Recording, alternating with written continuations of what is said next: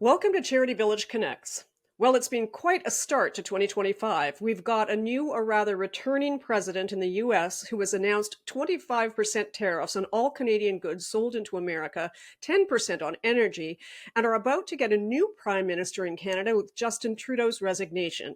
The bureaucracy in Ottawa is essentially frozen with a prorogation announcement, and even the new Liberal Prime Minister, whoever that might be, is likely to have an abbreviated tenure, with opposition parties threatening a non-confidence vote as soon as Parliament returns, triggering a federal election.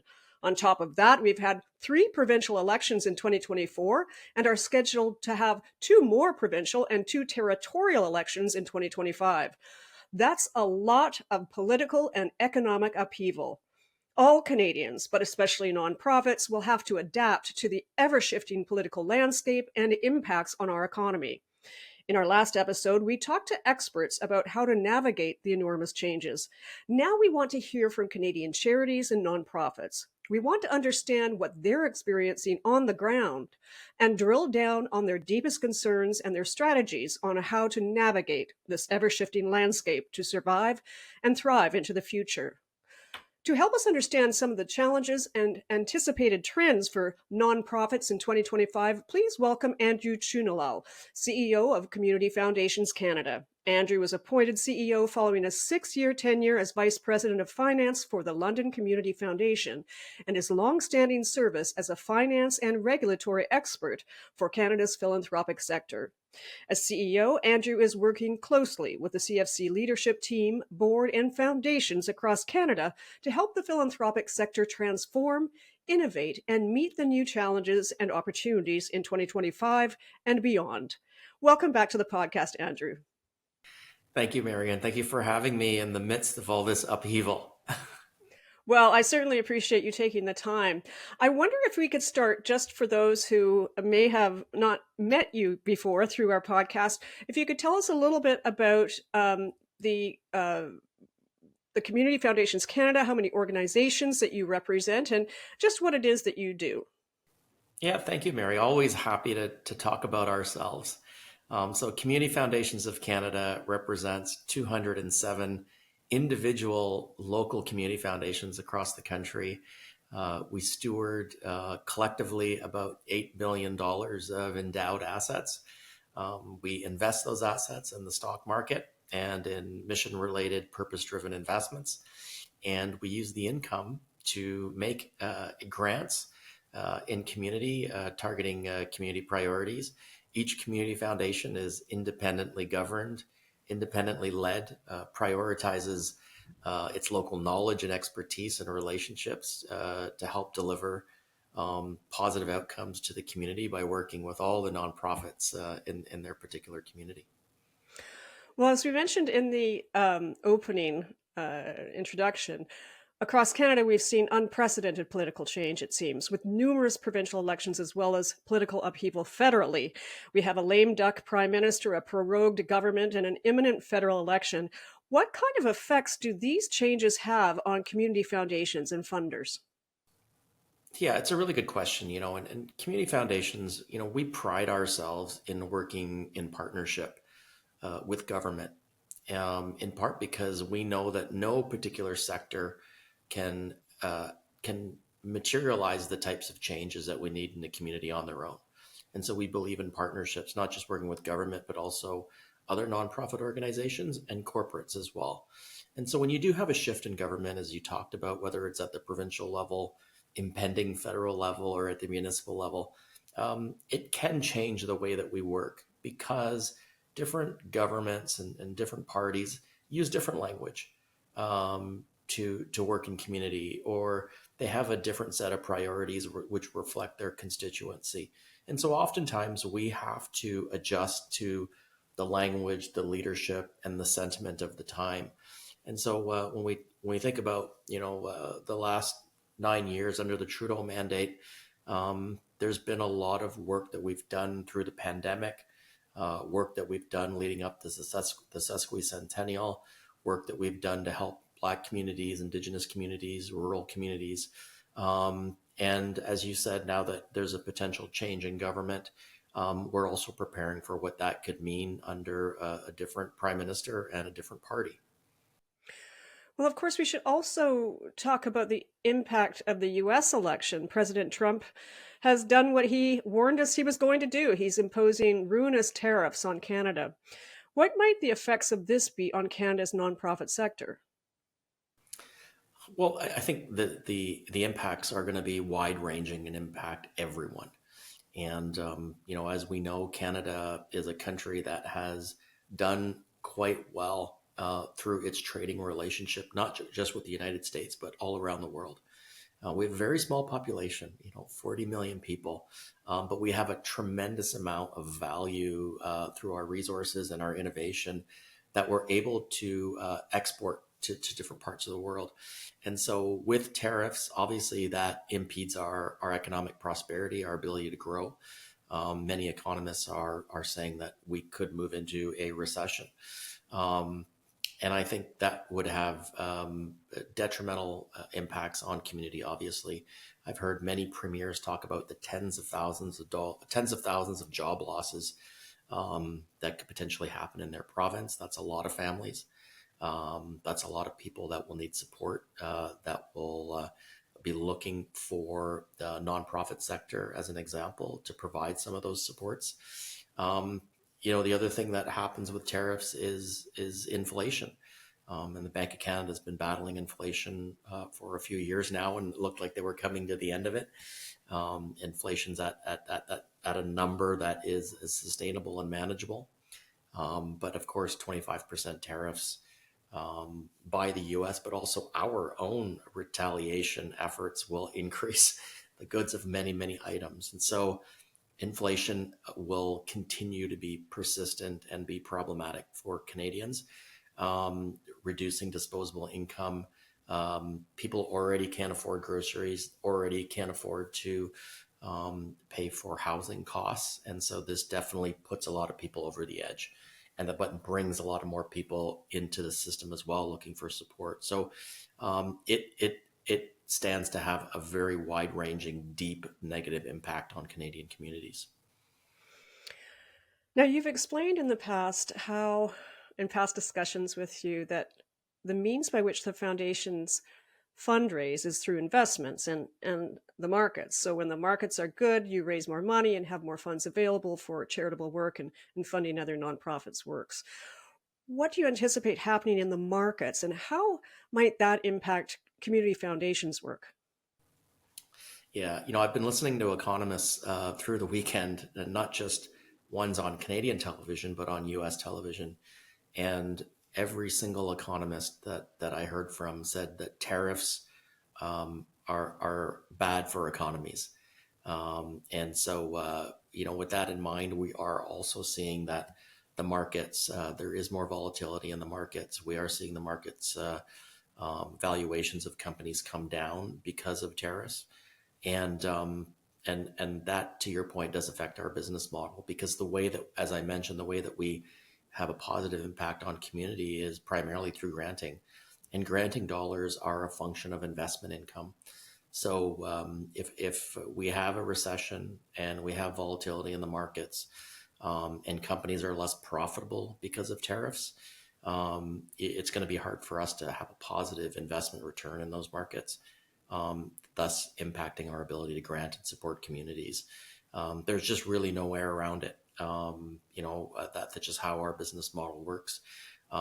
There is always opportunity to invest in companies that can do well and persevere, but there'll be few of those if these tariffs take hold and are persistent over a long period of time. Well, as you say, every economist I've heard as well in the news are saying that there will be significant economic downturn in Canada caused by these tariffs. And I've heard some commentators say that a recession is inevitable, and it's just a matter of how deep and how long it lasts. Can you talk about what that is going to mean for community foundations and other funders across the country over time? How could it impact your business model even? How can you adapt? How can you, I guess, take steps to to alleviate the kind of damage that the tariffs could cause? Yeah, really good question, Mary. We've learned a couple of lessons. Um, if I could go back to the financial crises back in 2007 and 2008, the market, had very significant declines in a very short period of time. And it really dried up our granting reserves quickly. And we learned a lesson from that, which is we can't have all of our assets in traditional markets.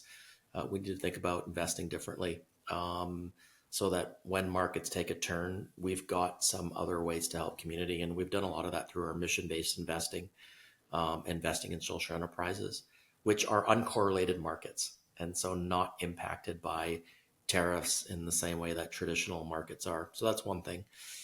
During the pandemic, we had another downturn in the market as well, impacted our granting reserves. But we're able to work with partners such as government to move a significant amount of capital into communities. We're working with corporate organizations that were also moving capital into communities. And so, although our own granting wasn't as robust as we would have liked to, we're able to find capital in different places by way of government and the corporate sector.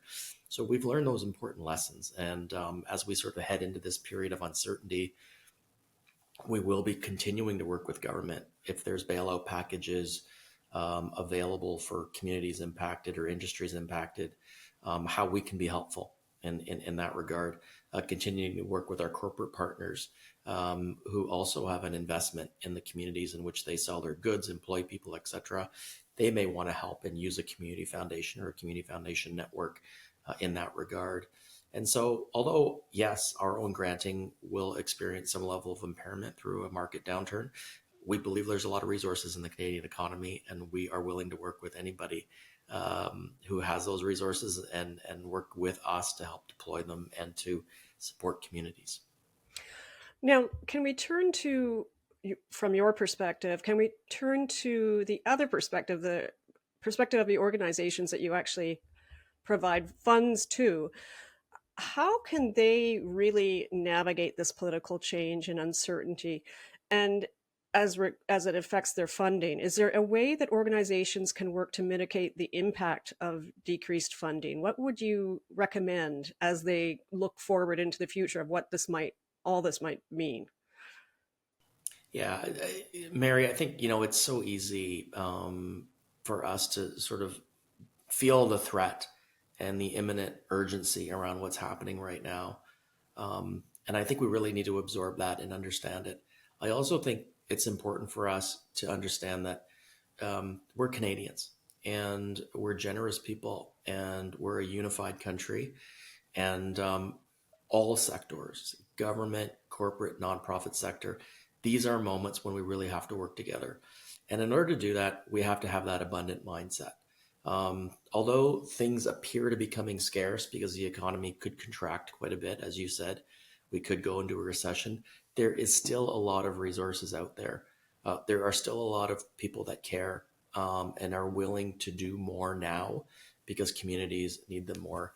And it's one really good thing that community foundations do. We know where the pockets of resources are. We know who to talk to. We know when we pick up the phone who we need to call to help mobilize community. Community is the backbone. There's a lot there. And I think if we stay unified, we have that abundant mindset, we can find those resources and help people and organizations along the way, including, as you talked about, those frontline organizations that do a lot of the good work. But I do find, like, when things are tough like they are now, we do have local champions, and particularly philanthropists and people who care a lot in the community who step up and give. And this is going to be the opportunity where we're going to really lean on those folks. Now, you mentioned earlier that you anticipate working with government, obviously, as these things roll out and the impact is felt. You also mentioned, I think, that the Community Foundations of Canada is presently engaged in government relations work, or that you perhaps always are. But what does that kind of work encompass? And what tips would you share with other organizations from your experience? Like, if you can start from what Community Foundations of Canada is doing now, we do have a federal election that's imminent. And, and you mentioned that you have to learn how to message things differently, but also to communicate with different parties that may have different priorities in terms of their policies. Are you working on that now? And what can you share about that work? Yeah, absolutely. So we're an organization. We don't like necessarily saddle up with any political party. We believe all the parties have really strong platforms when it comes to community. Obviously, you need community, and you need a strong civil society to have a flourishing economy and healthy people and healthy Canadians. But the way that the parties go about doing it is perhaps a little bit different. And so we're always communicating with MPs because we are a national organization, and our head office is based out of Ottawa. We are always talking to MPs from all parties, even the ones that are not in power, and really understanding what's happening in their community and how we can help, and building the type of partnership that makes sense for the party of the time. Now, we know we're heading into a tough place in the economy. Um, it, Before we even got to all the Trump executive orders and tariffs, we were understanding that we could potentially be going into a space of austerity with a new government. But we don't know what that looks like now, given where the economy is. We might need to have very targeted and specific interventions to survive this impending trade war and all its consequences. So we're staying open and being really receptive to understanding where government is, what their approaches are going to be, and how we can be a good partner to help build community. And what advice would you give to other organizations who may be embarking on their government relations work potentially for the first time? Yeah, not every organization is a national organization. Many of them are locally focused or regionally or provincially. And so though that's where, the government relations work needs to have a focus. And it could be with your city council or mayor, could be with the province, provincial or territorial jurisdictions. Keep the lines of communication open. They love to hear from us. If you can provide information and data, I find that's the most valuable thing for politicians and bureaucrats. They need information and data to make good decision and inform future decisions as well. And that starts to seed the partnership, and it starts to build trust. And when they need us, they will pick up the phone because they have that relationship, and then we can be of value and usefulness. I want to return back to the kinds of changes that we're seeing as a consequence of um, Trump 2.0. And I'm curious whether you see other potential impacts on the sector due to the presidency and his policies that could impact the charities that serve Canadians or those that are within our country. For example, his policies on immigration and his treatment of illegal migrants in the United States, and his position on, I guess, the last time that we saw something of this nature in his first presidency, it led to a surge at our borders of people seeking asylum and leading to a greater demand on the services of charities that work in this area. Are we seeing this again now? Are we likely to see it in the future? What are your thoughts around that? I read an article over the weekend, I think it was in the Globe, that there's a lot of asylum seekers in Niagara Falls right now. And they were sort of profiling that and the increase as well. And I think the mayor of Niagara Falls was weighing in. Heard from the mayor in Windsor over the weekend as well on television. So I think it's a real issue. More broadly speaking, like what we've seen from Trump is a very targeted approach in anti DEI, anti CSR, anti ESG, anti equality, anti climate change. And that is precisely where many of nonprofit organizations have been working diligently for quite some time now. We have partners that are Canadian corporations that have parent companies in the US are expressing a deep apprehension about doing that work in Canada now for fear of retribution from the government in the US. And so this is creating and stoking a lot of anxiety. I don't purport to say that all DEI frameworks, all DEI work, ESG work, equality work has yielded the outcomes we're looking for, or that it's the only way. Clearly, 70% of Americans who voted for this president, and this isn't a surprise. He knew and made it clear that he was going to do this work. And also, a lot of people of color voted for this president. A lot of women voted for this president. My sense is that what people want is economic prosperity. They want a strong economy. And they're prioritizing that right now, recognizing that some of the trade-offs are going to be some of these policies that would have benefited them. I think that might be true in Canada as well. So I think we really have to take stock in the work that we've been doing in those spaces, and really understanding, is this work valuable? How can we do it better?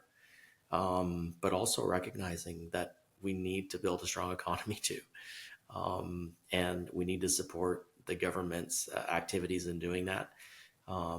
Economies keep us going. And so we can't have policies that take away from building a resilient economy as well. And I think the way that it's been framed is climate related endeavors and DEI and ESG and CSR are getting in the way of us having more profitable companies and stronger economies.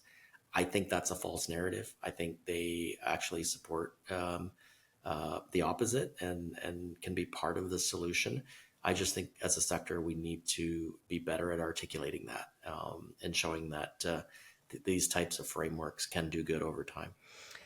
And I guess, well, the way you've described it, it's already, I guess, leaking into the Canadian mindset and business world, these similar ideas, or at least the fear of retribution, I guess, that the head offices that may be in the United States but have Canadian corporations operating in Canada would still might fear. Yes. Yeah, absolutely. It seems as like I think leaders, particularly in the U.S., are just worried. They don't want to be on the wrong side of this government because they seem to have a punitive response and a quick action. And so I think there's a high degree of caution. Interestingly enough, Jamie Dimon, who's the CEO of JP Morgan, said that his company remains committed to DEI programs. But Jamie Dimon is probably has enough cachet and power to stand on his own. But we're seeing companies in the news every single day abandoning their DEI programs, universities abandoning their DEI programs in the U.S. So obviously, when fear is in the air, these are the types of reactions that you're going to get. Do you anticipate seeing more of that in Canada? I do. I do. I think. I think there's still this false narrative that all the things I talked about, DEI, CSR, ESG, are getting in the way of companies expanding and growing and building profitability. And I think that narrative's out there. I think it's not completely accurate. It's not supported by data. When you have when we had the accident, the terrible tragedy where we had the helicopter and the airplane, when the president's first reaction is blaming it on DEI, that has an impact, and people start to believe and buy into that narrative, and because it's the president of the United States, and his word carries a lot, and so I think it even impacts Canadians when they hear things like that, and they start to wonder, is this the truth? And so we spend a lot of time really trying to fact check some of that information and really uncover what the truth actually is, which is a difficult thing in 2025, trying to figure out what truth is.